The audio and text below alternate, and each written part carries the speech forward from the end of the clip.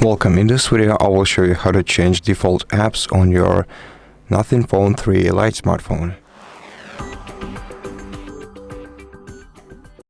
First of all, open Settings, then go to Apps menu, and then open Default Apps.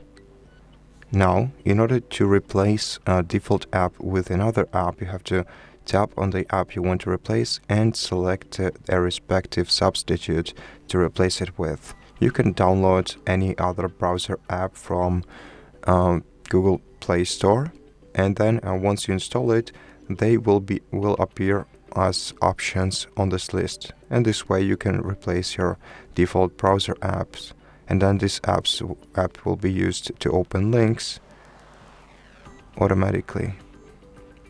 For example, you can also change the default SMS app if you download another messages application from the App Store. Then can replace the functionality of your default SMS app.